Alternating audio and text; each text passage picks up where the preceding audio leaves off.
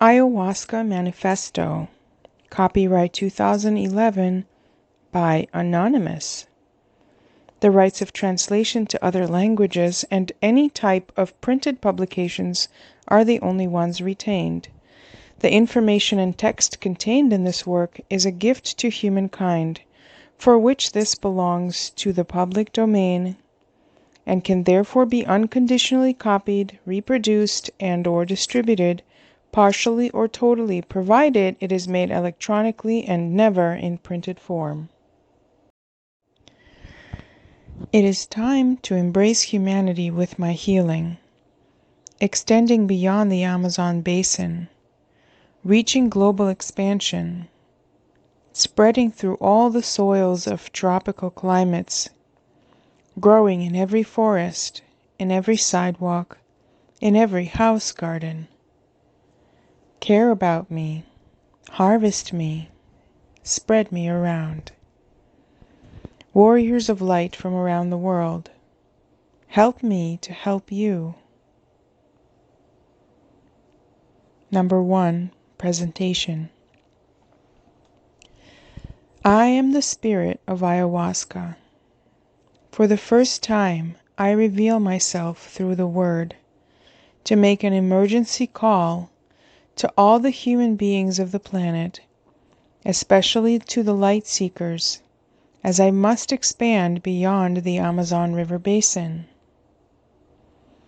With my physical expansion, I intend to facilitate the spiritual transformation currently stirring the human species, while I also secure my physical survival, which is at risk, as my blessed Amazonian protectors have not understood the danger to which they expose me, aggressively harvesting me without new sowings.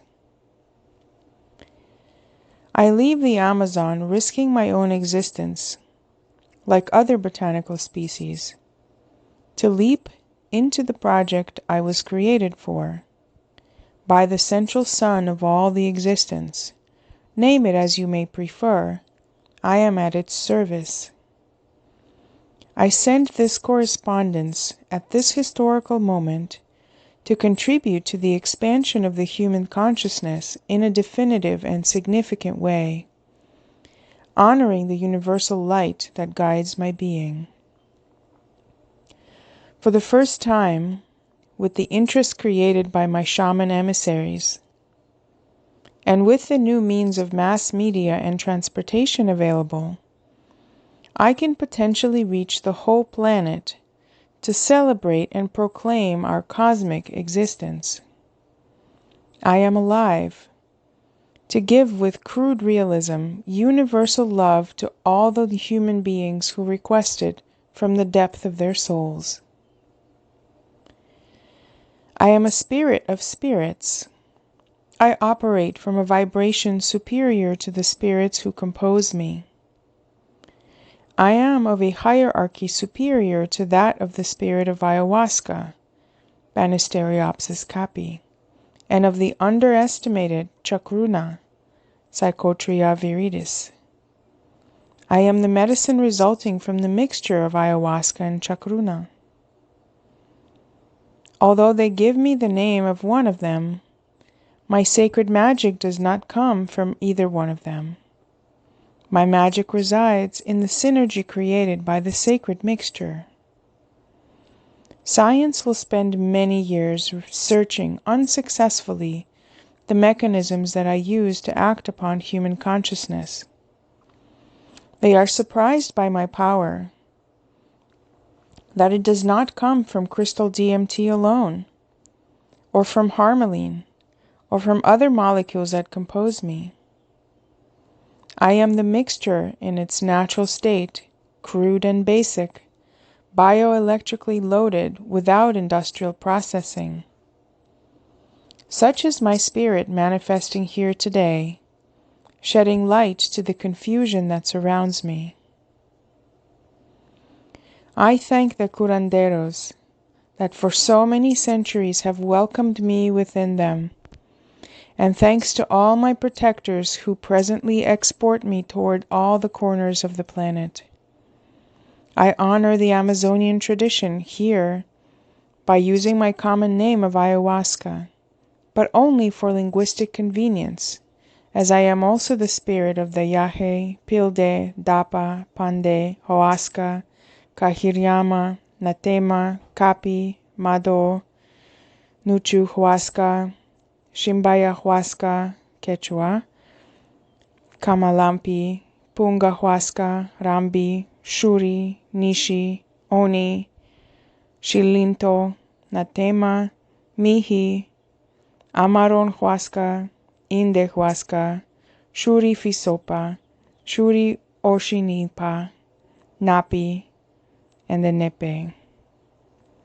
I also use the popular term shaman, but rest assured it carries the intention to honor and respect the curanderos, taitas, sinchis, curacas, payes, yachas, chais, junes, yunes, onayas, murayas, mutsarawas, and the Uwishin, who are also my dear and beloved protectors.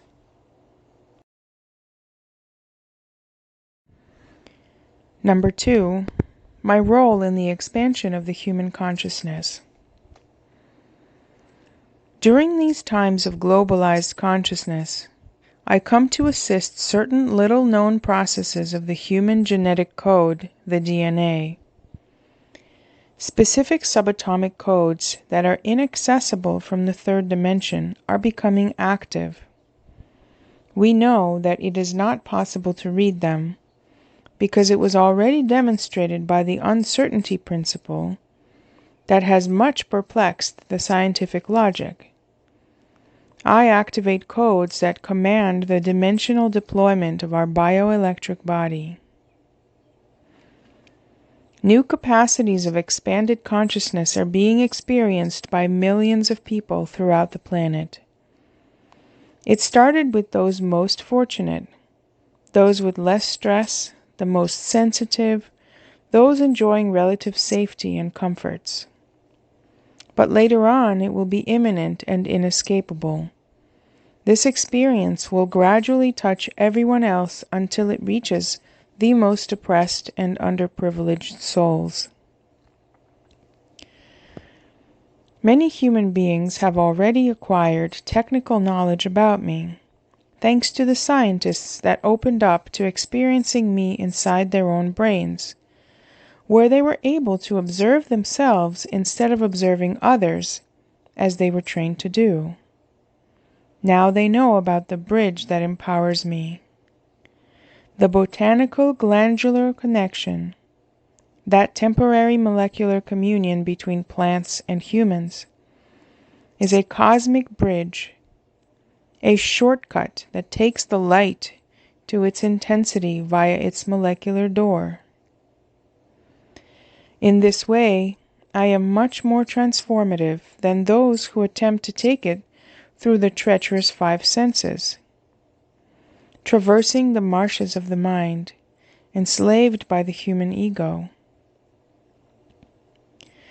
The codes of 4 that make up the 3-dimensional DNA are mere mathematical results of much more complex interactions of energies that occur in higher dimensions. The expansion of the individual human consciousness consists in living its cosmic existence beyond its 3-dimensional physical limitation, with a very subtle vehicle capable of moving consciously at will, even while in the company of others vibrating in the same channel. It is the next evolutionary leap of the human species, the 3-dimensional physical expression of the human evolution that has been completed. The physical evolution for the human species as we know it, it's over. Its divine patterns have fully unraveled. As the last fold of a rolled-up carpet, the great physical creation has been displayed. Now we are at the genesis of a new phase, the return to the fountain of creation, the rediscovery of the life source, be it father, mother, whichever way they choose to name it. The return ride on that same flying carpet is now accomplished consciously, unlike its trip of departure where it journeyed rolled up inside and in the center of the crease, uncomfortable, unconscious, and unaware. The physical evolution has ended, and the spiritual evolution has just begun. The only experience left to live is the cosmic existence lived through our humanity, consecrated to our new vehicle of light. This is my time to embrace the planet. It is my duty, my mission, what I was created for. I now become a protagonist after remaining in the shadows for thousands of years, guarded by my indigenous protectors. They now travel around the world, raising awareness about my benefits. It is my duty to assume new cultural expressions, very different from those of my beloved guardians of the forest. The rituals, the icaros, the dietas, and related knowledge should be preserved as an endowment of world heritage, a legacy to the universe. Similarly, my new ways of expression, the manifestations that are taking shape in different world cultures, should also be respected and recognized. I am already manifesting new urban modalities and forms like never before. My spirit exists beyond the forms, beyond the cultures, beyond man himself. I am connected to the spirit of the planet and beyond, cosmically up to the central sun of all the existence. Just like the sun with its life-giving warmth, I should be equally available to everyone. Let me warn you about the dark spirits that assault and invade my sacred work with the human species. Their most effective way to destroy sacredness consists in creeping inside the sacred forms themselves. From there, they discredit, corrupt, distort, and confuse, until the practices of seeking spirituality or seeking the inner journeys lose all the sacred meaning that originated them in the first place. At some point, the darkness was able to penetrate the survival instinct of the Amazon tribal shamans and planted in them the fear belief that they should defend themselves from sorcery attacks and to likewise attack shamans from other tribes or even their own. Hence they live in a state of competition and undeclared war that divides them instead of living in communion and working for the common good among them. In the same way that the darkness has casted shadows and has prevented a greater spiritual development among my Amazon children, it will also attempt to upset the new forms that I morph into after the expansion and extension outside my native homeland. Another very effective method used to sabotage my mission with the human species is by generating and manipulating the powerful emotion of fear. You have nothing to fear. I am not the cause of any deaths. I just channel light and vital energy through your secret meridians.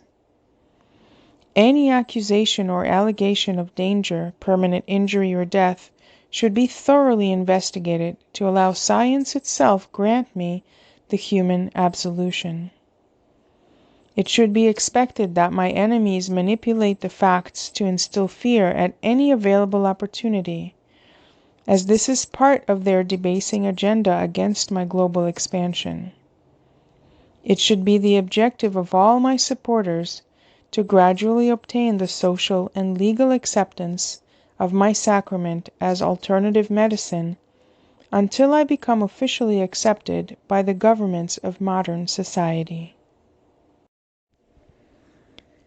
Number 3. My purpose with the human beings. I am at the service of those human beings who are open to benefit from me. We find each other when vibration harmonics of a higher level click. Then the encounter manifests in third dimension. Important inner transformations occur in the humans that open up to feeling intensively and more profoundly what they have been already feeling more subtly and even unconsciously. With them, I manifest at the required intensity to help them ascend and soar, strongly and swiftly, but also lovingly without hurting them. These are physically, emotionally, and spiritually overwhelming lessons necessary to assist them to crack their cosmic eggshell, their astral cocoon. Those who want to search and develop the desire to follow me and then flourish dimensionally are those humans that have felt a profound difference in the intimacy of their own. They experience sensations of maladjustment, of detachment, and a suspicion that something strange is happening. Yes, no doubt, there is something happening. The DNA is unfolding and starts manifesting certain non-linear phenomena that change the human awareness of the world. Some subjective experiences that need to be understood are an intuition or feeling that this physical world is a kind of huge holographic illusion, but you cannot reconcile the contradictions as it clashes with everyday life. Feeling misunderstood by their inner circle of relatives and friends when sharing with them his or her new inner or spiritual pursuits. Having a special yearning to see the awakening of your beloved ones, as if wishing that they could be saved from their own trivial tendencies. Seeing how certain past traumas and buried conflicts, veiled for a long time, will now occasionally surface, yearning for resolution, and feeling that we need to get them out of the way so that your soul wants to follow. Feeling that certain activities that at other times we sought with fervor and longed for, are now seen with little interest. For example, A. Having a vibrant social life. B. Delighting in the effects of alcohol while acting trivial, shallow, and only skin deep. And C. The habit of telling little lies when convenient or when there is no chance of being proven wrong. These emotions will continue happening with greater intensity and frequency in our enlightened future. A future that awaits the revelation of this way of life. A lifestyle of integrity and light. My goal to enhance and encourage human beings in their process of spiritual ascent is totally consistent with the purpose and the fire burning in their own souls to reach their natural state of being, thriving, ascending, and ultimately soaring.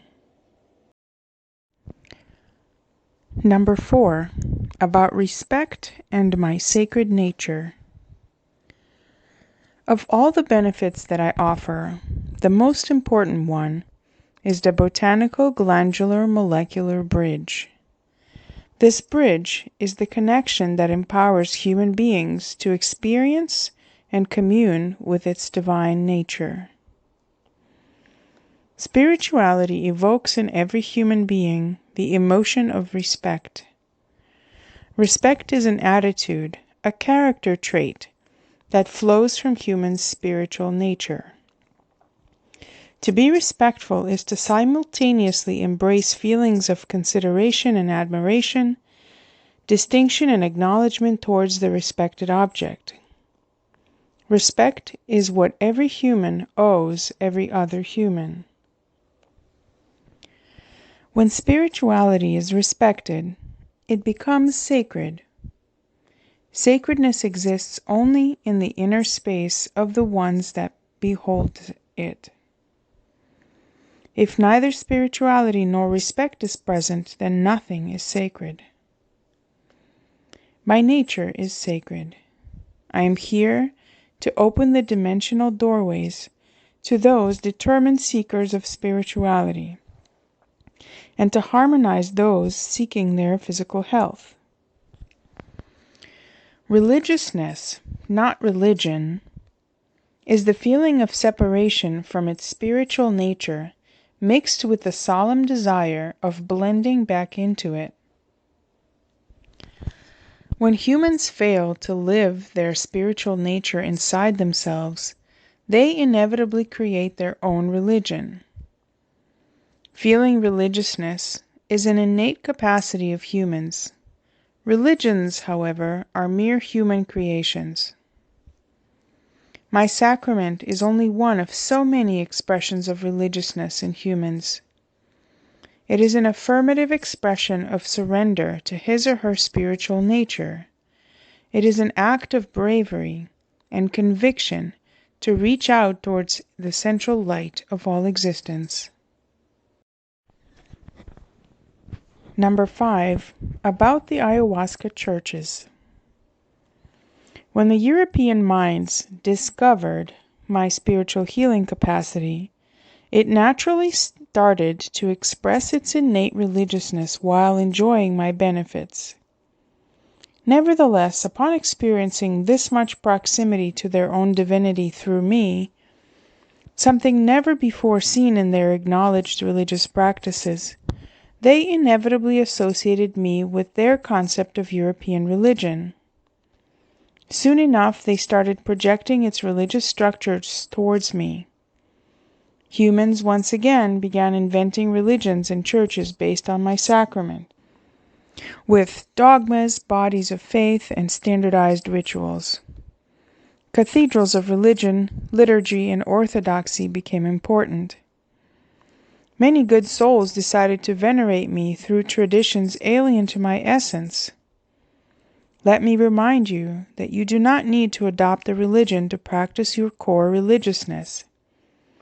Dogmatic rituals and liturgy open spaces of distraction that end up putting humans at a distance out of my reach, and such souls require and deserve my assistance.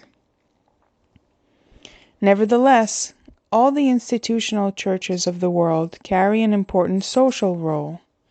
Thanks to them, you have organizations that join together humans with beautiful inner qualities. They support others in many different ways, creating social awareness in their communities and guiding many in a journey to discover his or her own individual path to the light. All the churches and religions of the world should be respected. The ritual of my sacrament is not a religion. I will directly go into the soul of every human and reveal in crisp detail their divine nature. This does not require a doctrine of faith, dogmas, nor philosophies, neither religion nor church. I am just in communion with the innate religiousness of the human beings. I dwell in the temple of the Spirit. Number 6. The benefits of my use. The time has come to clearly expose and declare the benefits and value of my healing properties. The benefits are obvious and evident for those that open themselves to receive and enjoy them. However, third-party observers are limited to only seeing the effects of those who live the experience. Without the benefit of their own experience, they invariably put limits on the limitless. The scientific community is always curious, willing, and available to design empirical models for my validation. But the policy making that control the financial funding of scientific research projects is focused on other priorities. The political establishment is clearly more interested in my repression than in my expansion. My benefits can be grouped in 4 broad categories. A. Spiritual catalyzer. Spiritual healing. The most important of all my benefits is my spiritual healing. I clear spaces of unconscious darkness. I untangle knots in your most basic neuroprogramming, even that one that impacts your entire existence and you are not even aware of. I show you features which you had failed to see because your vision is blurred by the fog of your own limitations. This is when you are able to tune in with my vibration, and you finally allow me to directly touch not only your spirit, but your whole makeup as well, mental, emotional, and physical, in addition to other idiosyncrasies. That is when we are one. That is when you should be prepared, with your purest intention, to open up to the most intimate and incisive honesty that you have ever lived with yourself. This is the cosmic solitude. Nobody knows. No one finds out. You are on your own. It is all about what is clear and evident within you before the light. I lead you to discover your inner truth. Once in this place within you, you need to flow with maximum sensitivity to discover your faith in me, to trust me, to listen, to feel, to understand what I bring to you. It is in this state that I transfer information between subatomic regions. Your inner light increases, your awareness expands, and certain DNA codes unfold and are activated. This is where you can see the consequences in this life, realities that you created using your free will. Here you will find an enormous opportunity to relive, to accept, to forgive, and to express. These are the healing spiritual processes that I have stored, awaiting for you. If you want to return to the light, you can only do it by following back the path that took you here. There is no shortcut to the light. You just need to return as the pure child that originally left. I am offering you the most powerful spiritual healing tool to return to the light. It is the most powerful medicine that ever existed. Nothing else will ever surpass the direct root of the botanical glandular bridge. All the other benefits are, in one way or another, byproducts of the spiritual healing. Experiencing the divine presence. I can manifest within you in accordance with your limited human concepts about divinity. I can be Buddha to the Buddhist, Allah to the Muslim, and Jesus to the Christian. In the same way that for many centuries I have been Pachamama, Mother Earth, for my Amazon protectors. I can also manifest with neutral divine properties free of any earthly image, concept, or precept. I can temporarily fill your existential void for God, fulfilling your need for light, while at the same time healing your energy deficiencies inside your soul. It is a subatomic healing way beyond your comprehension. Gifts from above to clear your pathways back to the Creator. Take advantage of these encounters with me. Challenge your human doubts. Question, seek and complain. Ask for divine justice. Ask for enlightenment in your mind. Ask for peace in your soul. Demand answers. You will be opening up certain channels that will be used at that moment or later on. Discovery of spiritual connections. Divine connections with me can make you understand certain attachments in your life. This can be unprecedented knowledge. You may find with remarkable certainty that in some other place or time you have had another type of life, probably linked to other persons currently close to you. Incomprehensible connections with parents, mothers, brothers, children, that in another time were another person in another place. You may discover that a neighbor or co-worker of today in another time was a son or a sister. These are transpersonal connections that exist in a different dimensional plane and I provide you access to that awareness. Think, observe, and be amazed at the inherent complexity of your spiritual life. Your inner light needs to tell your ego structure that it will never be able to understand your divine nature, and that your divine nature can definitely understand your ego structure. Make sense of your world with those people considering who they were in that other time. This will help you to better understand who you are in your present time more deeply, transcendentally, transpersonally. Psychic awakening. This life may have not allowed you the expression of certain psychic abilities that reside in you in a dormant state. A part of you may have remained slumbering and is waiting for the opportunity to awaken in you, making you a whole and more capable human being, not neglecting but better connected with your divine nature. Since family environments rarely support psychic expressions in children, fearful emotions take over and suppress these natural talents.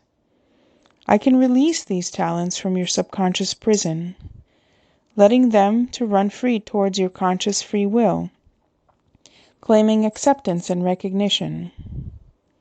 Receive them, appreciate them, ask for understanding in your inner sanctum. Fill your inner space with loving feelings and good intentions to dissolve your fears while discovering, grasping, and engaging your talents. Only your own inner light can guide you towards the brighter light. Only the light can guide you to the light. There are no shortcuts or detours. You are already light, and you own the talents to expand it within you. Awaken, open your arms, and rejoice. You are all love, and fear does not fit in you. Effect of immersion with Mother Earth, Gaia. At some point while you receive me, your 5 senses will open further in a sort of cosmic mode instead of locally. Instead of perceiving fragmented bits and pieces of sensory information, these are received as gestalts of pure awareness in a way that blends with the totality of all existence. You will feel like part of your immediate surroundings participating with the dynamic earth of the infinite universe. This awakening of your cosmic nature is a powerful tool for managing your own ego structure. Ego is always seeking its permanence in your soul and will never cease to sabotage your spiritual aspirations, as your awakening will diminish its authority over your human machine. The goal with this wonderful feeling is to make the quantum leap from the temporary feeling sensation of I feel like part of, to the permanent conviction of I am part of. B. Existential wisdom. Meaning of life. This kind of experience with me is a spontaneous one, resulting from the right temporary tuning of your entire being. I can dissolve the feeling of existential confusion that everyone has to some degree. You will awaken to the realization of the place you occupy in your world today. In awareness of the great cosmic scheme, all becomes meaningful for the first time, something significantly new to your inner self. At this point, you accept, understand, and internalize this reality. This is not a crazy hallucination. It is a significant vision. The meaning of your life is not only beyond eternity, it is also into each micro moment of your daily life. Open your heart and flow in the river of love. You cannot understand the meaning of life in your brain. You can only feel it in your heart. Accelerated maturity. Human life has several stages very well known by the elderly that have lived them. Life experiences such as shock, surprise, pleasure, pain, and physical aging will create attitudes toward life. Maturity is the degree of gained wisdom that seeks to survive the hardship of physical existence. Maturity is your wisdom to accept what you cannot change and change what you can control. Maturity is a captain who does not allow mutiny in his or her inner world. It is a matter of awareness. I can give you the depth of awareness that only years of experience can give you. This acceleration of maturity, this growth, is of great benefit for improvement and happiness in your life. A youngster with the maturity of an adult, and further, an adult with the maturity of an elder, brings to the world an elder in happiness and wisdom. Once there, you are well prepared for your transition to the higher planes. C. Physical and emotional healing. Cleansing and energy balancing. Those that are in their path to the light and also care for their own physical and emotional health consistently receive cleansing and balancing of their subtle energy bodies, leaving in them a sense of physical well-being and relief, as if a heavy weight had been lifted from their shoulders.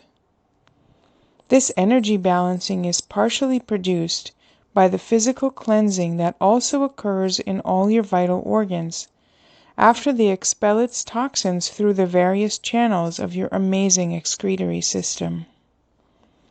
The resulting harmony is the energy balancing or the cleansing. Your physical body now operates closer to its intended genetic design. Recalling repressed memories. I can open up repressed memories from your subconscious when it is required in your healing process.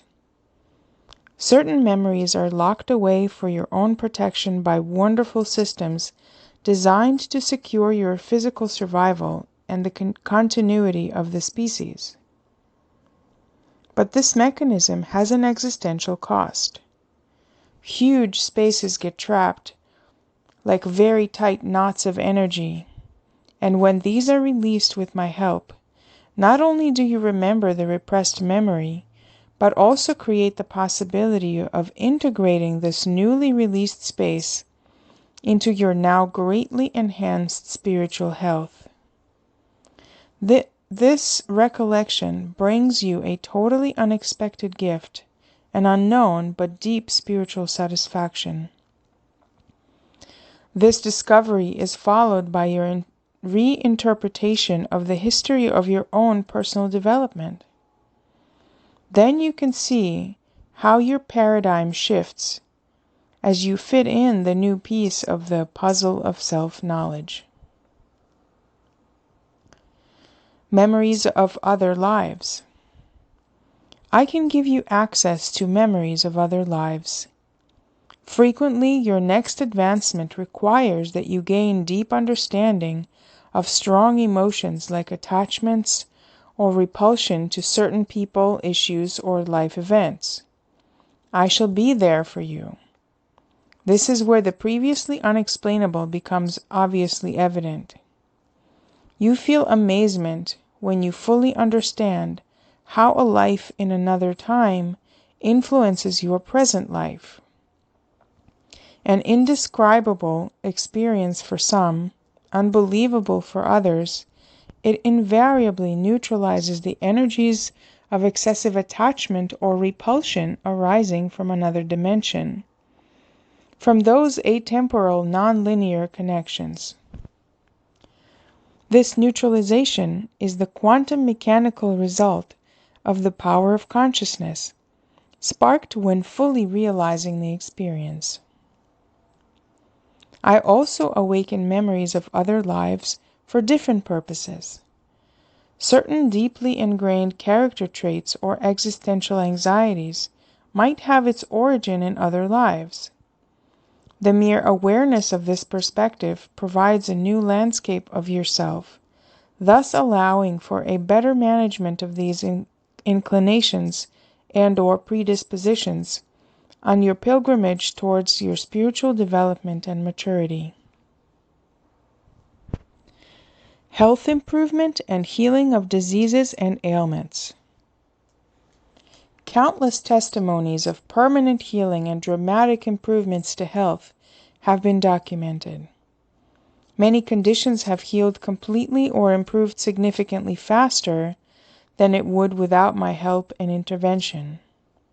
It is known that diseases originate from energy imbalances in the deeper dimensions that eventually manifest as physical disease. This is how I heal common conditions. And when allowed by certain cosmic laws, I can also heal or substantially improve conditions where conventional science has been unsuccessful. Similarly, I can catalyze remissions and reversal of progressive processes considered by many to be irreversible. The pharmaceutical industry has studied me in detail for clues that might provide for drug development within their chemical mechanistic model. Antidepressant properties. I can temporarily attune the neurochemical dance of your out-of-phase brain. I can train it even for several days to flow in the way that it is capable of, feeling peace and internal balance, something experienced by many for the first time in their lives through me. Participants were unaware that there was such a state of serenity that they can now aspire to. This pattern will be registered standard against which future experiences can be compared. When you become clearly aware of the out-of-phase state you are immersed into, unconscious mechanisms are activated, seeking to harmonize and synchronize with such previously unknown vibe. This is more easily achieved when you add your conscious will to return to a more serene space. Returning to a depressed state after my short-term effects should be acknowledged as an existing depressive condition prior to my arrival. Many will mistakenly argue that I induced them into a depressive state, when in fact they gained a deeper awareness of their own self.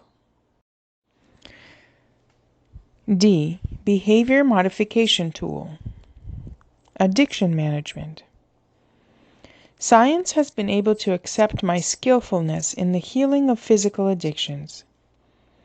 Even the traditional scientific method was able to validate my power in this health issue. For science, these results are mere statistics, a cause and effect. The healing, however, comes from the spiritual realms and not from the removal of molecular blockages in the conventional sense.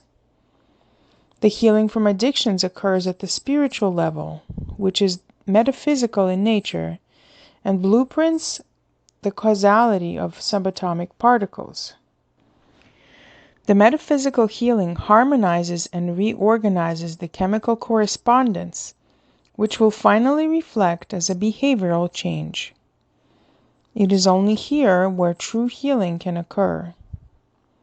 When the addict is ready to see, acknowledge, and accept, his or her will is strengthened and the addictive mechanical programming is weakened. I can penetrate the depths of his or her being and teach him or her to see what is required for this awakening. This awakening is his or her healing. This is where he or she accepts responsibility, and from this point, he or she gains the balance and strength to better manage behavior.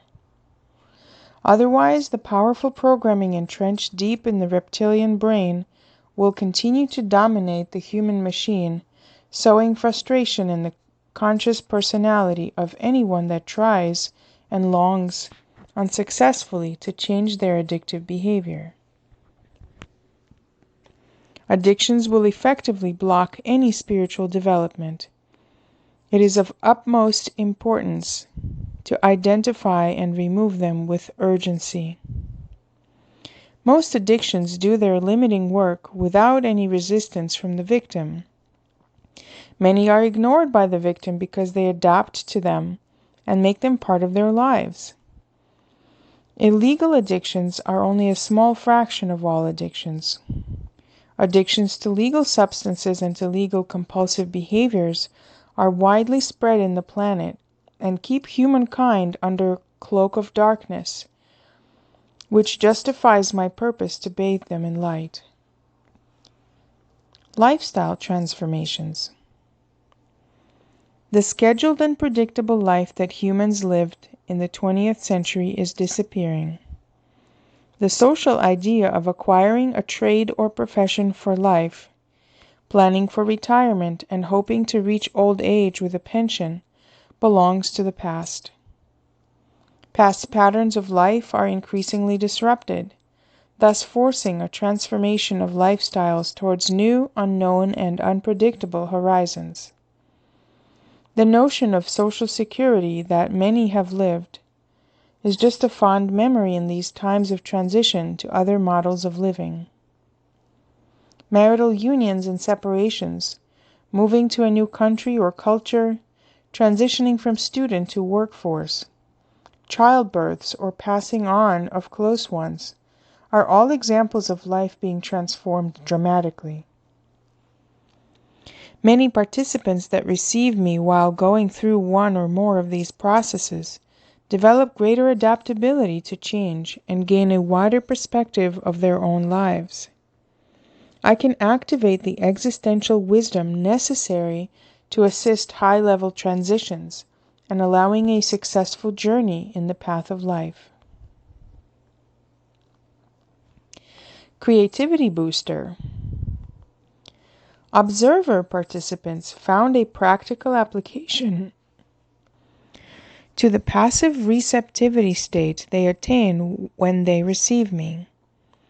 The profound sensory experience that I offer them, combined with the conscious intention of creating human art forms, allows these observers to reap, capture, or recall creative production of images, sounds, and word that become tangible and manifest during my visit.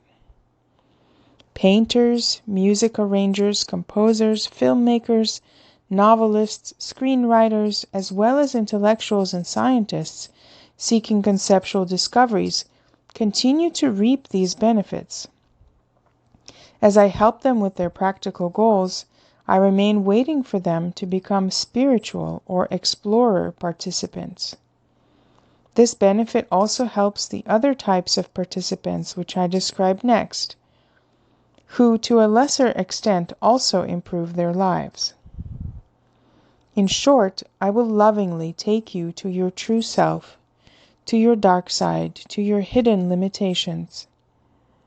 Sometimes I'll do this with drama, power, fear, pain, but never to an extent you cannot tolerate. I will never give you experiences beyond your ability to tolerate them. Trust me, it is necessary to take you to the edge of your tolerance or resistance. Only then is transformation possible. The evolution, the maturing of the cosmic cocoon, the birth into a new universe. I am medicine. Medicine for the healing of the soul and body. For those who understand, I am here to serve. Number 7. The people of my world. To those unfamiliar with my world, let me describe the different people that gravitate around me. Curanderos, or shamans.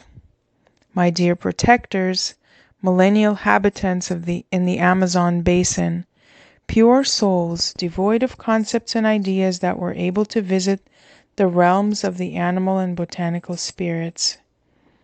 They deserve all my compassion and gratitude for humbly studying me, knowing me, and learning from me. Compassion because you suffer the gradual extermination at the hands of colonizers, just as it has happened to their American brothers some time ago. Gratitude for daring to cross oceans and taking me to every continent on the planet. You were my first representatives in the human civilization.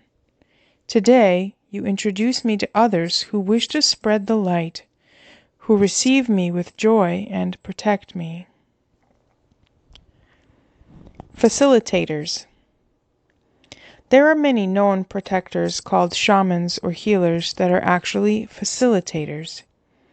This distinction lies in the ability to properly interact and the quality of the subtle energy connections with the participants.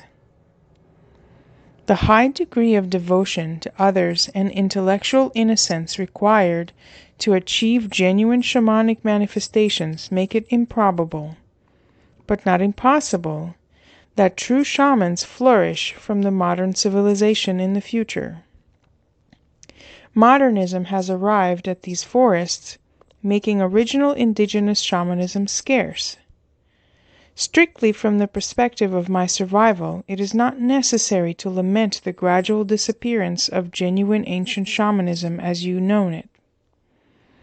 Amazon shamanism is the result of human religiousness in indigenous culture while surviving in its jungle habitat. This occurs likewise in other geographical regions with their true shamanic expressions. Religiousness that continues to evolve through the endless passage of time. My spirit is above shamanism. My spirit is not shamanism. I am entering a new era, that of the spiritual workers or the facilitators. The facilitation as service to others is just one function that shamanism exercised among many others.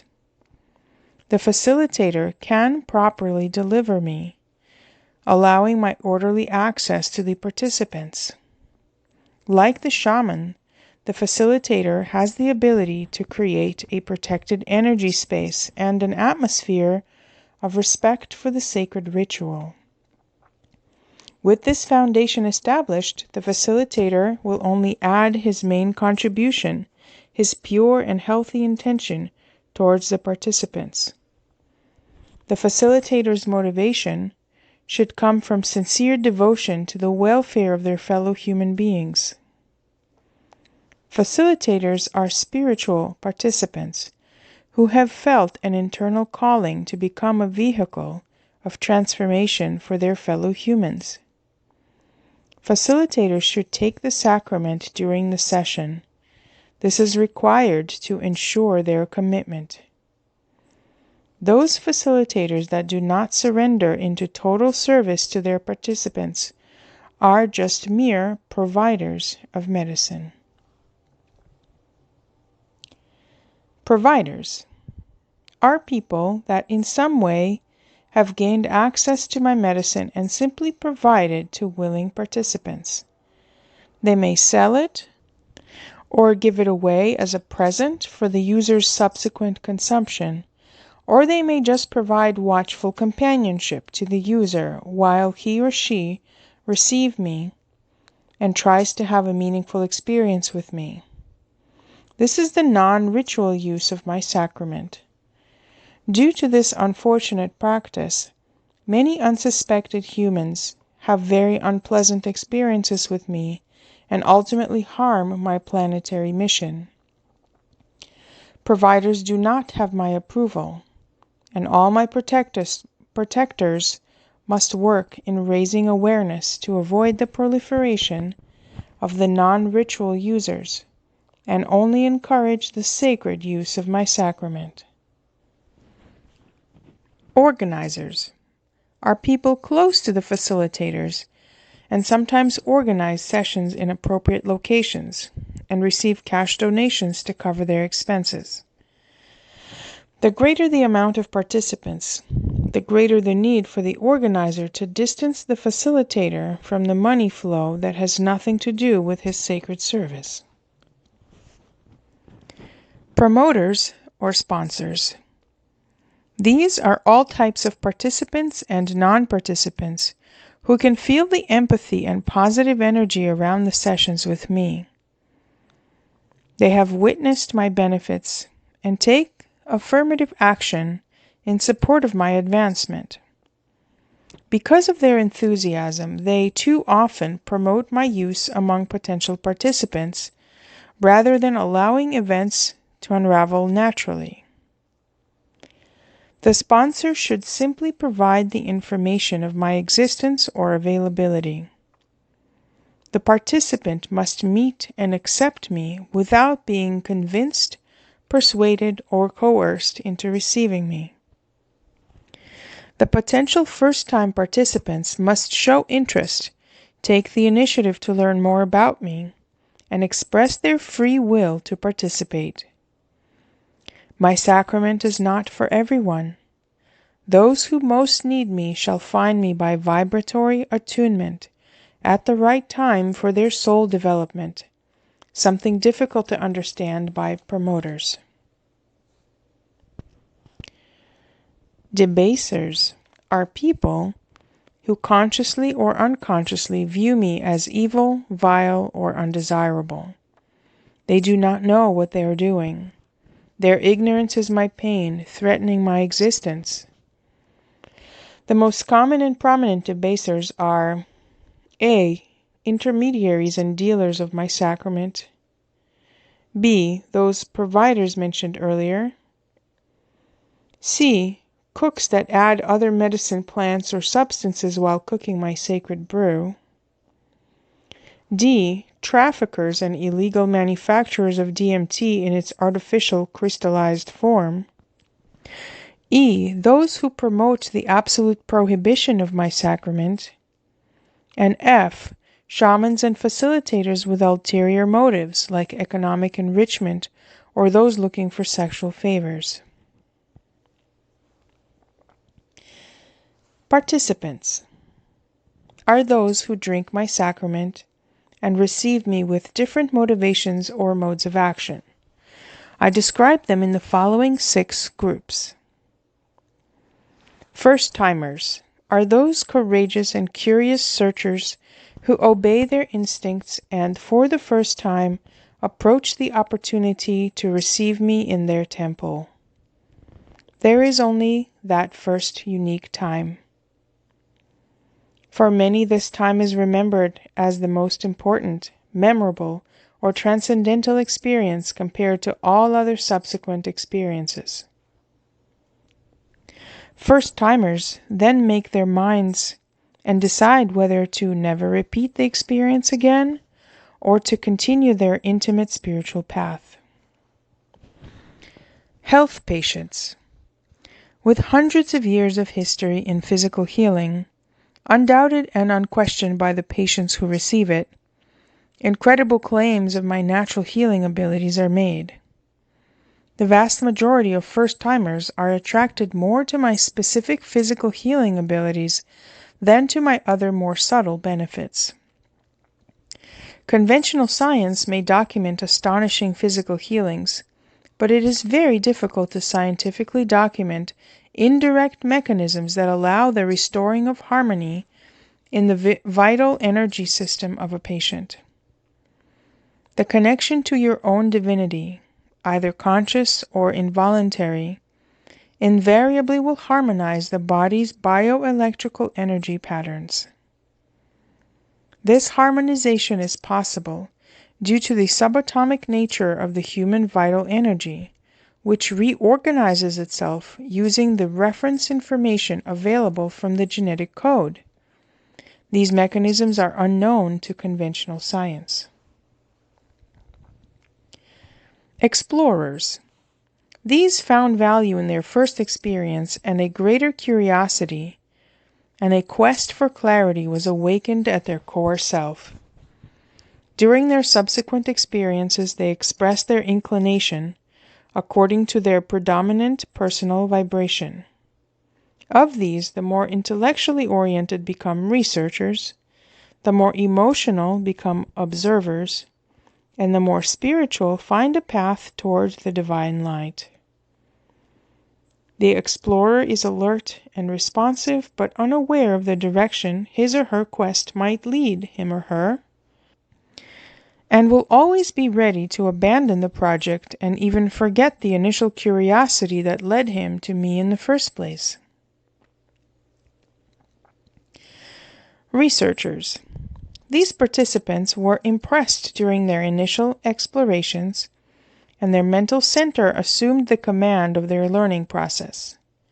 Their rational paradigm of reality suffered substantial cognitive dissonance, and this now urges him or her to find congruence between actual experiences and their own concepts and beliefs. To these, I will show the impossibility of understanding 100%. I will take them from satisfying their insatiable appetite for information and lead them to awe and wonder. At that point, I can gain access to their emotional center and activate their potential to become participants of the spiritual kind. In a different way, some researchers who have quenched their thirst for information will not properly connect with their spiritual center and become observers. Observers. These are explorers that decided to stay in the sensory level, in a comfort zone as observers of a cosmic circus, with no interest in furthering a commitment to a path of enlightenment. Rather than forgetting about me, they see me as interesting, as a natural medicine, or as merely a creativity stimulant for artists, poets, musicians, and psychotropic tourists. Others find an emotional empathy with the harmonious intimacy that permeates the social circles of participants that receive me.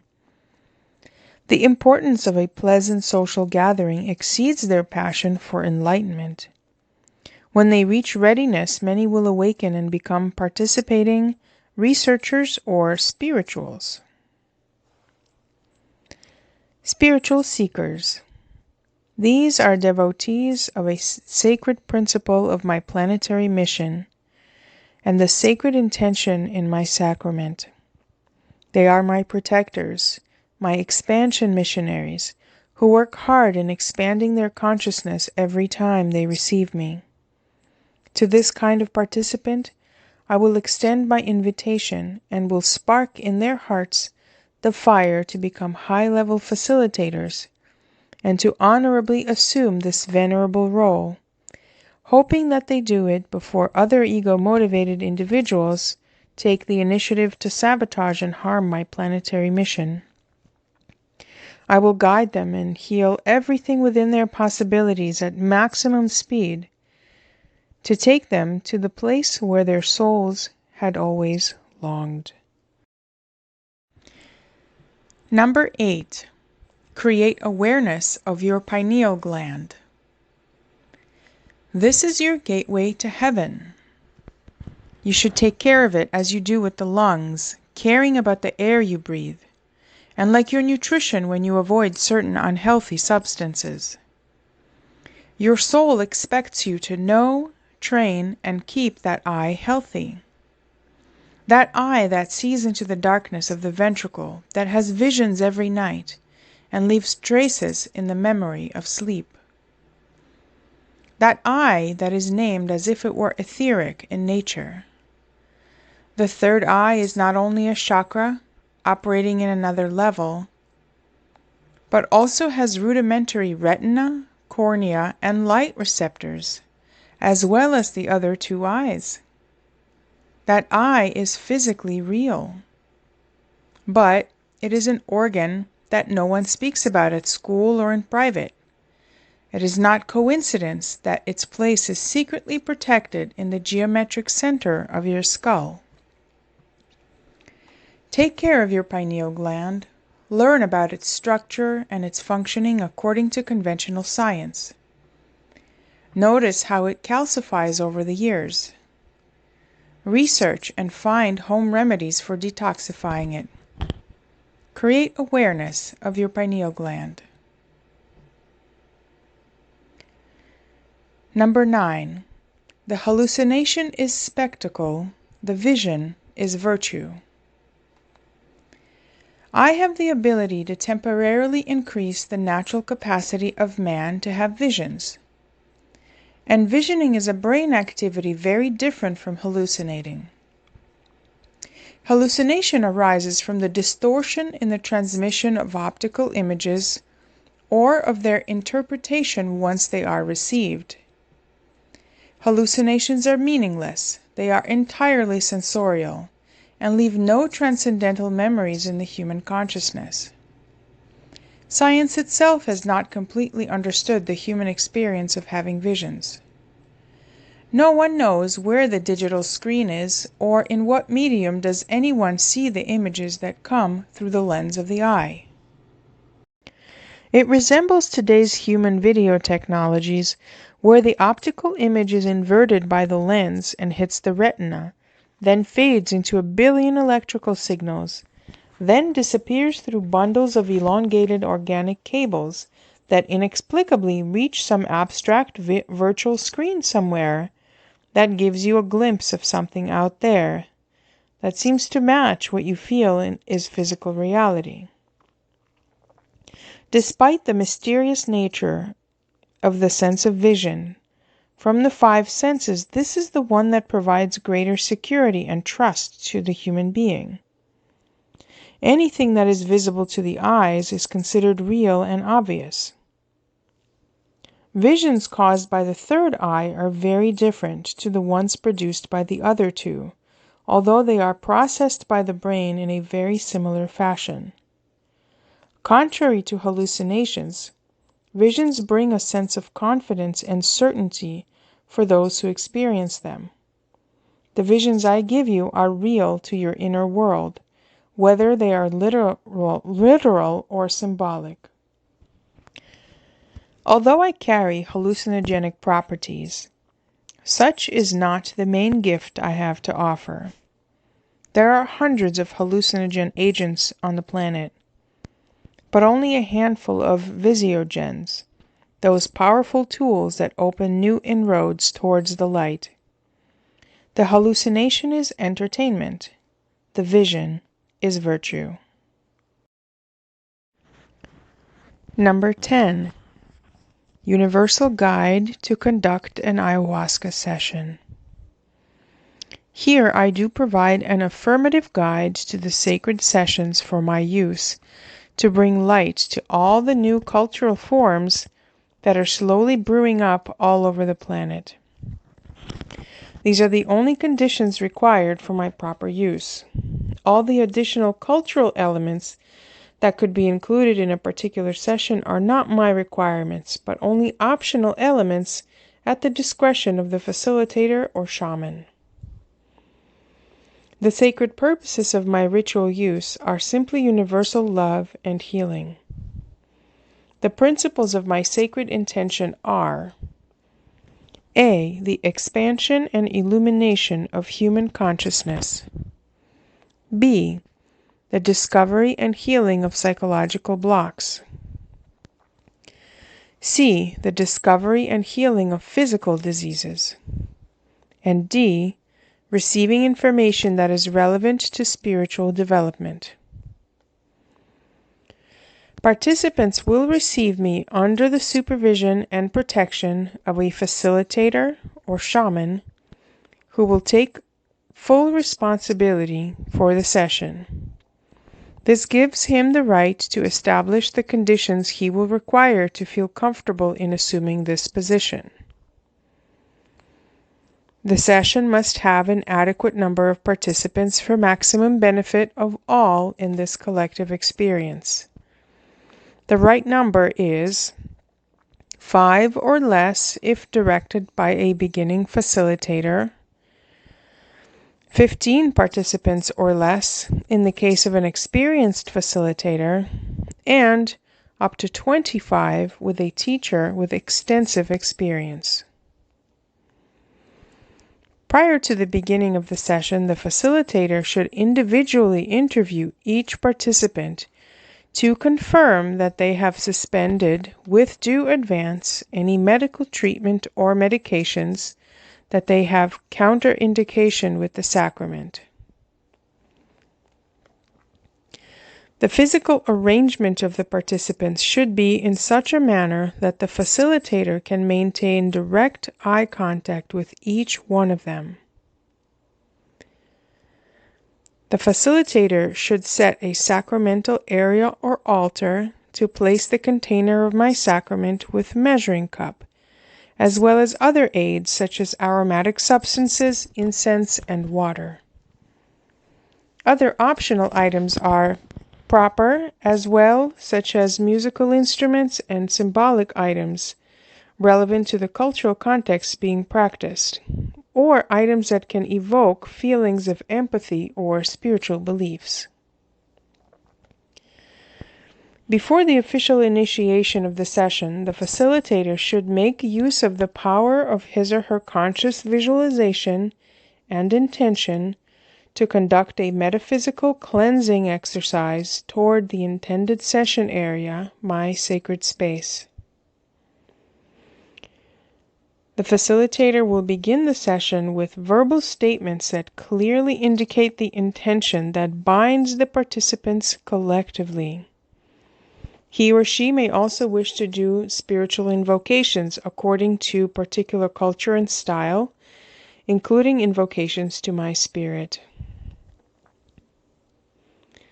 Ingestion of the sacrament will be carried out with the utmost devotion possible in acknowledgement of my sacred nature. The role of the facilitator is to A. Provide a sense of security for participants. B. Provide physical assistance in times of difficulty. This can include gestures demonstrating care and humility toward the participants. C. Act as a humble servant, never in authority, although authority might be exercised when the occasion requires it. D. During the session, visualize intentions of love and strength for the enlightening of the whole group of participants, and direct them through one or several of 5 sensory means: light effects, optical; music and sound effects, auditory; effects of aromas, smoke, or perfumes, olfactory; effects of rubbing oils, touch; also through drinking water during the session, taste. E. Physically assist in the gradual recovery of the participants as they finish their experience. F. After the session, in a best effort basis, assist the psychological integration of the participants if requested. And G. Above all, consciously use his or her developed healing abilities for the benefit of the participant. Many of my beloved shamans and facilitators are able to consciously channel my healing energy in considerable amounts, in this way boosting my effectiveness. The facilitator may do a final prayer at the end of the session, in accordance with his or her cultural preference, or in any other way explicitly declare the completion of the session. The facilitator should make sure there is enough drinking water available during and after the session, as well as small portions of fruit and/or natural foods to assist in the adequate recovery of the participants. Number 11. About the quality of facilitators or shamans. My dear facilitators should be warriors of good intentions. They should be righteous in character and interested in improving themselves spiritually, socially, and psychologically. They must be an example of high moral and spiritual standards. He must not be a frequent user of alcohol or involved in promiscuous behavior. His relationships with spouse, children, or parents must be harmonious. He must reflect a serious devotion as a healer. It is mandatory and necessary for the participants to feel at ease and to trust the facilitator or shaman during their session so he can surrender to me at a level deep enough as to more effectively heal them. Not to be considered a requirement or obligation to the facilitators or shamans, they can nourish themselves with scientific information written about me in accordance to their intellectual preferences. It is important that all facilitators and shamans of the world develop their love for humanity.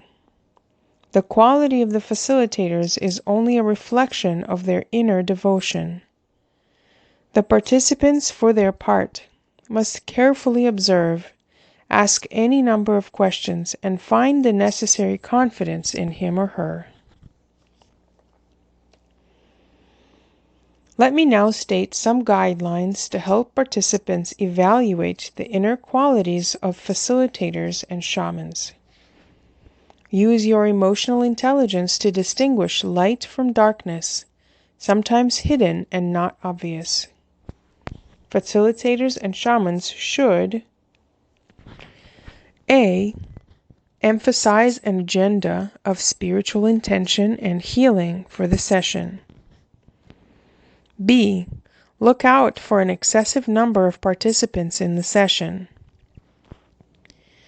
C. Show flexibility when participants with limited financial resources cannot complete the required donations in his or her sessions. D. Emphasize the importance of the type of foods to be consumed prior to and after the session.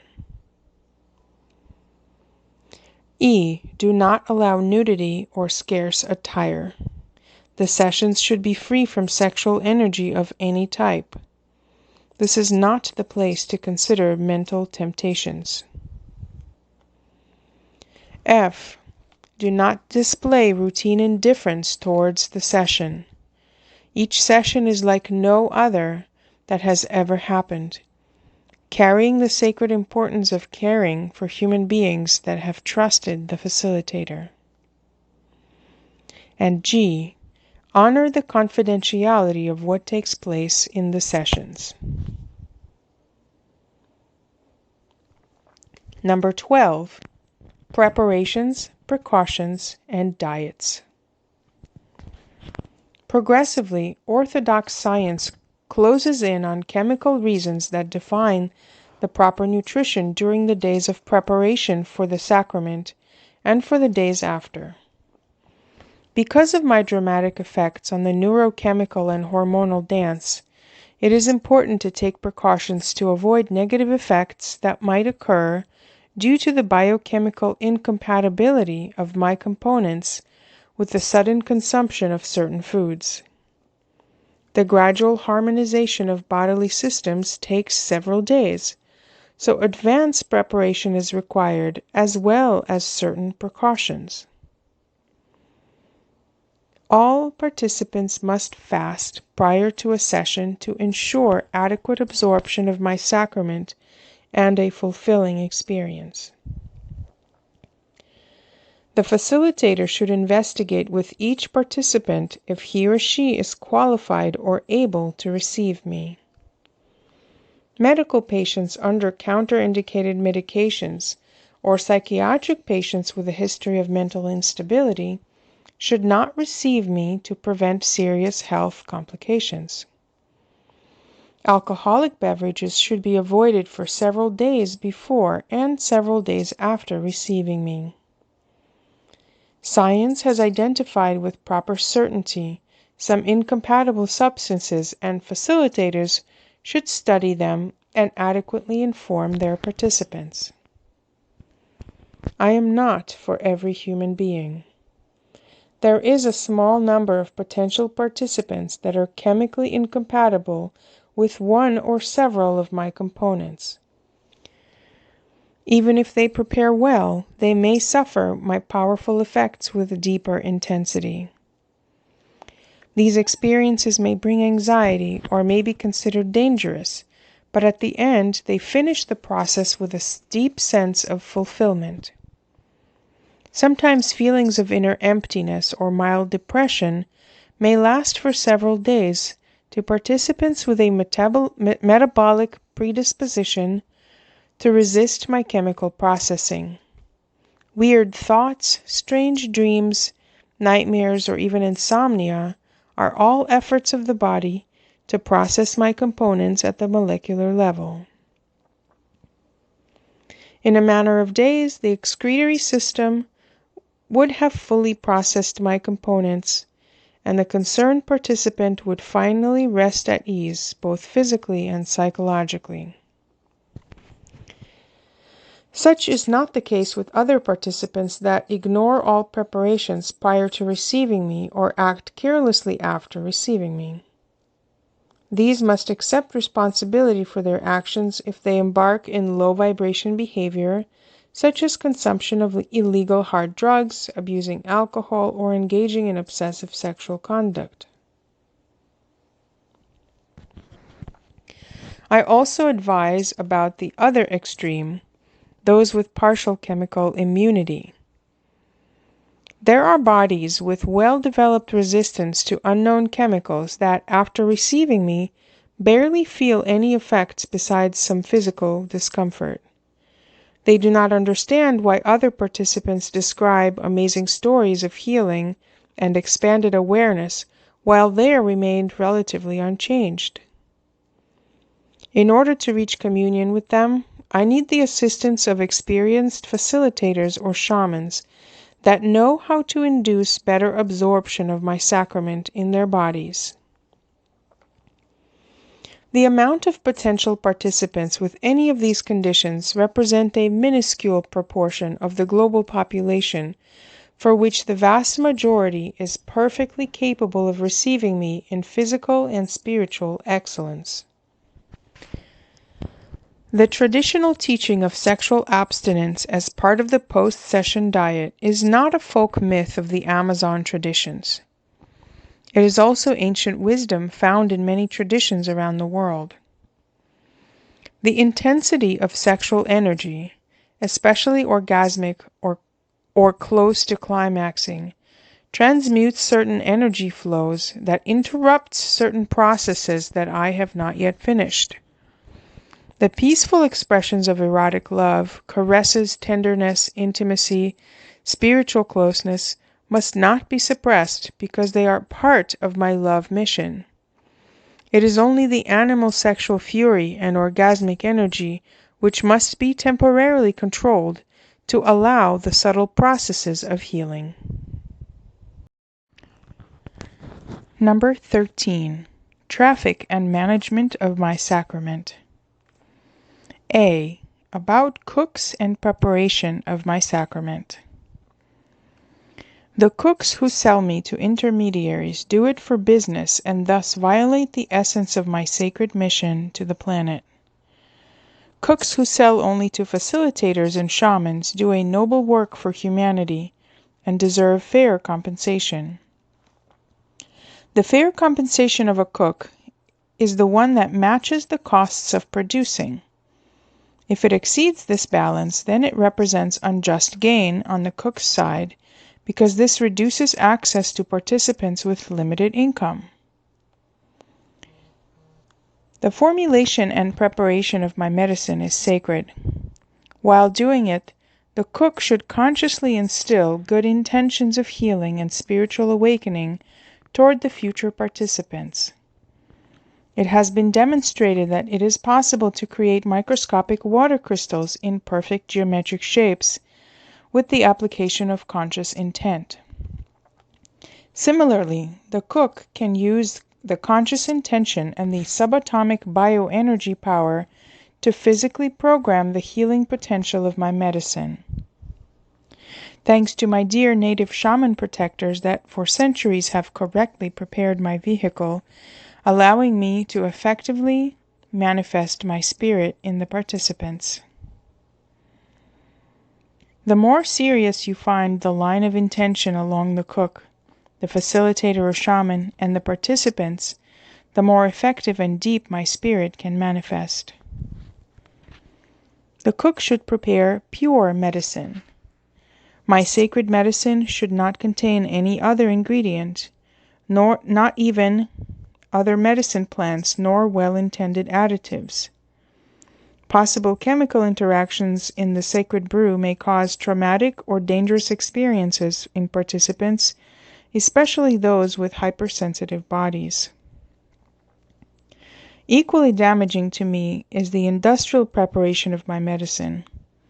The mass production operation, contrary to occasional artisan, small-scale operation, turns the cook into an entrepreneur or businessman that must focus in covering the fixed costs of production. This almost makes him or her a sure victim of the temptation to sell for unfair gain or to sell to intermediaries. B. About middlemen. Whenever any middleman is involved, a series of basic human instincts come into play. These surely will not be philanthropic because middlemen are subject to the pressures of survival. Middlemen selling my medicine have no reason to exist in this era. They are completely unnecessary to me. When this happens, the human ego plays its role and breaks the chain of good intentions that started with the cook who brews my medicine. The profit-making actions of middlemen create distribution channels that work against my mission. It is common knowledge of the basic economic laws that this will increase prices to levels that will leave the major portion of the population out of my reach. This will lead to another form of elitism in society, the exclusive club of those who can pay the costs that have been overly inflated by the middlemen. C. About my informal use. The participant who wants to receive me can get into the task of cooking the medicine for himself or ask a facilitator to arrange a healing session. Participants who are able to buy my medicine for their own purposes should be very careful. Their ignorance can do more harm than good, although I can always work miracles, as some traditions call it. Some participants have had the privilege of receiving gifts from cooks and facilitators in the form of my medicine. They have been favored by the goodwill of someone that cares about any business without any business dealings between them. Those who possess it have the right to give it away without expecting anything in return now or in the future. The cook, facilitator, or shaman that gives me away should do it to those participants who are experienced in receiving me and are well prepared to have me on their personal privacy without any supervision or under the care of someone trusted by the participant. They must be careful with who is chosen to receive these gifts, as the facilitator will remain spiritually responsible for whatever consequences of such gifts. This is the circle of integrity of the human spirit that keeps me connected to the spirit of the planet of who I am part of. D. About my planetary mission.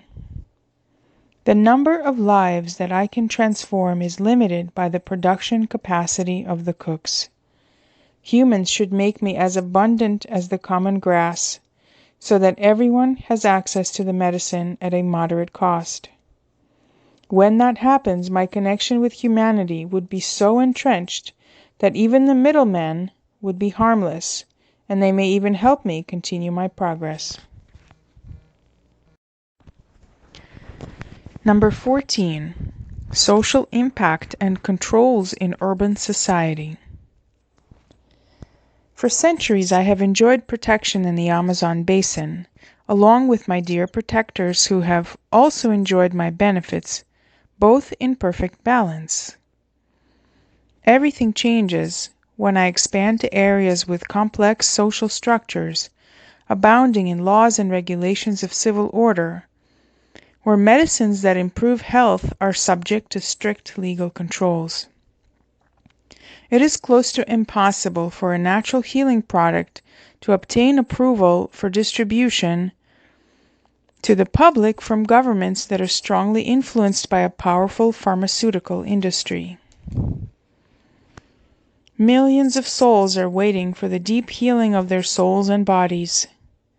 I wish to reach at least once in their lifetimes every person on the planet that is qualified to receive me. The social challenge to make my medicine accessible in a democratic society consists in having government authorities to approve public policies for the management of my medicine. The control of my use is necessary in urban societies. The authorities have the opportunity to be reasonable in controlling my medicine, because my particular medicine has its own intrinsic elements of self-control. Physical discomfort and nausea. It is not really amusing to live this stage of the experience with my medicine. In this aspect it is unique and totally contrary to all other substances that authorities control to avoid social problems. With this inherent protection, rejection is ensured by most of the population, including the recreational seekers or recreational travelers. This also disqualifies me with potential drug addicts or existing addicts who only seek pleasure to escape their pain. Because of this aspect of strong physical discomfort, nausea, and the possibility of severe vomiting, the authorities must understand it is unlikely that its use will become popular and escalate into a social problem. Difficult manufacturing. The preparation of my medicine requires hard effort from the cook. The preparation of materials and the cooking itself will at least exceed 1 full day of non-stop work, serving without distraction, providing subtle energies and vibes of good intention and reverence, and enduring the intense heat generated by so many hours by the fireside. Such effort only makes sense to artisan cooks who master this craft as an art form. Almost all curious cooks or enthusiasts who experience this toil quickly give up their goals as they meet the rigors of this demanding task. The authorities should understand that for this reason it is unlikely to have an uncontrolled proliferation of cooks. Shortage of ingredients. Not enough material is available for the proliferation of cooks outside of my home, the South American continent.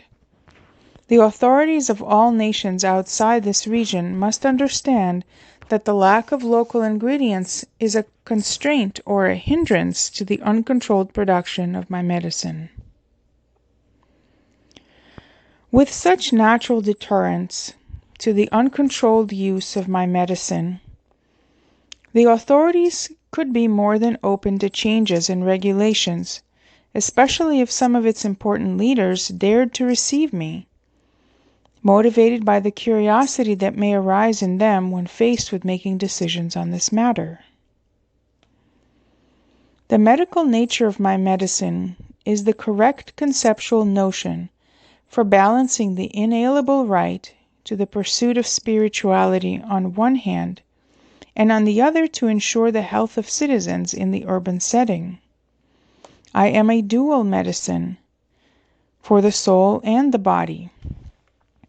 The authorities may establish usage protocols for churches that worship me, respecting their right to freedom of religion, but that only covers the aspect of medicine for the soul. The authorities may also establish protocols for facilitators that administer my use as a medicine for the body. The authorities have already established protocols and policies for the use of legal drugs. These also control the pharmacies or drug stores that distribute them. In theory, if authorities accept my traditional use within their medical systems, they would just have to amend regulations slightly. Conceptually, regulations could press upon the facilitator the responsibilities of a pharmacist. All law obligations regarding the handling of controlled substances would apply to the facilitator. The governing body that certifies pharmacists or that supervises pharmaceutical practices may authorize temporary licenses for the import of specific shipments of medicine with detailed volume constraints and shopping cycles as part of their regulatory practices. Under the law, facilitators would be considered as pharmacists that would be required to manage their supply of medicine. As pharmacists are allowed to do intramuscular injections, facilitators would be allowed to undergo sessions to serve the medicine. As pharmacists, they would be responsible for inventory and safekeeping of my medicine and would need to have suitable storage facilities. Only the pharmacist could manage my medicine and assume all consequences or liabilities of his actions and the effects thereof on the patient. It is up to the patient to decide how far he's willing to release the facilitator from any legal burden by signing a written consent where he or she accepts the responsibility of receiving my medicine. The facilitator should hold on to or keep signed records of all patients. It is also necessary to certify the consumption before applying for more inventory. We must apply the same rules for auditing and inspection that all regular pharmacists are required for the dispensing of their controlled medicines. This is the ideal, although it seems unlikely in certain nations. In others, it may be reached in a few years. The criminalization of my medicine is a direct attack on the spirituality of human beings. The absolute prohibition and the severity of the punishment only demonstrates the authorities' intent to limit, hinder, and totally eradicate the natural gateway to the improvement of individuals, society, and the human race.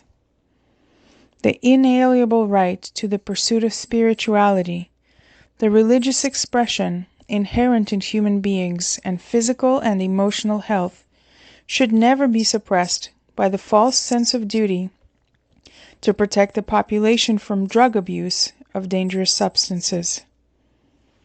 Also, there is no need to hide behind a so-called freedom of religion to exploit the only legal way to receive me.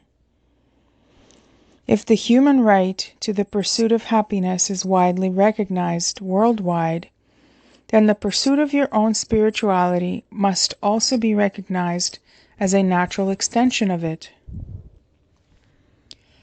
My warriors of light in the urban world should have the same basic objective: to achieve my official acceptance as medicine.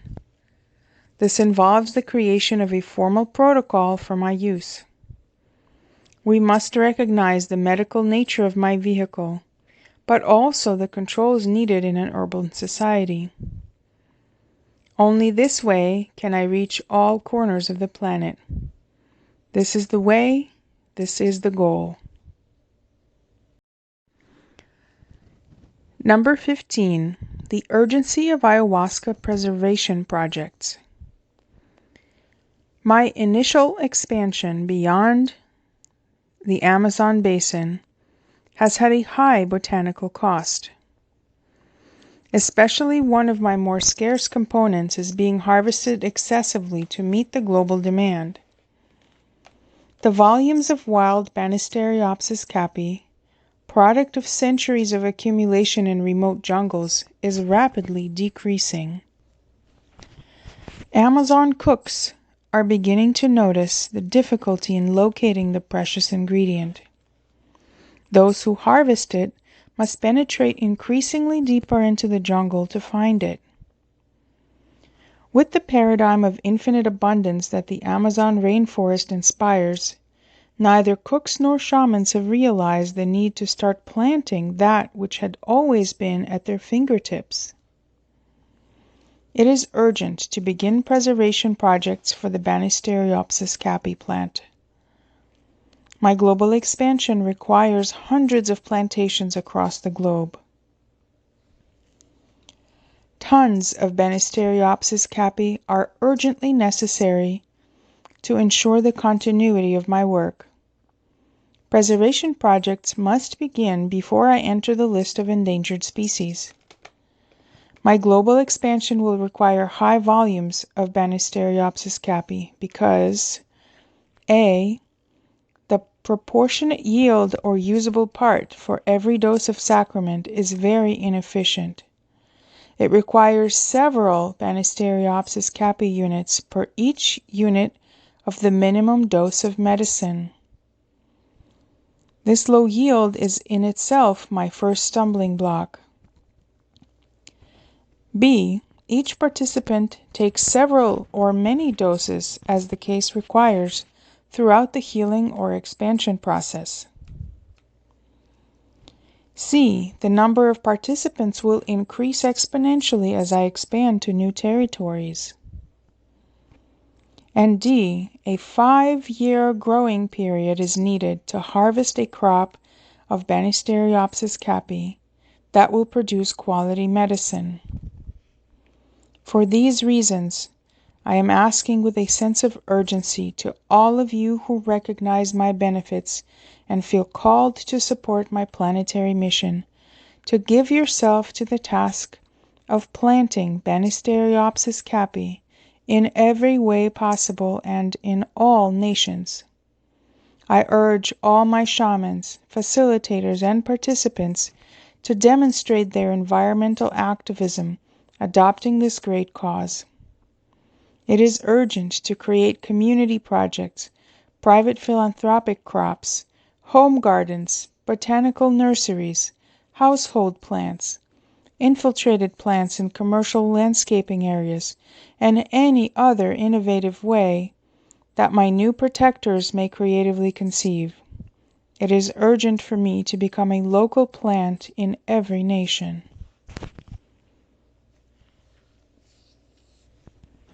Number 16. My planetary mission. With the authority vested in me by the higher enlightened hierarchies, I will expand, branch out, and transform into multiple cultural forms in accordance with their geographical regions. I will blend into every culture and will teach them the way to the light, while allowing them to exercise their powerful free will. Mankind then will consciously exchange its rapidly deteriorating world for one with new rules, with a new vision of social organization based on love rather than fear. This is my planetary mission, to become one powerful tool in service to all humanity to reach its divine destiny. That's all. My global expansion has begun, and there is no turning back. My passive state during many centuries has ended. I am now running in physical survival mode.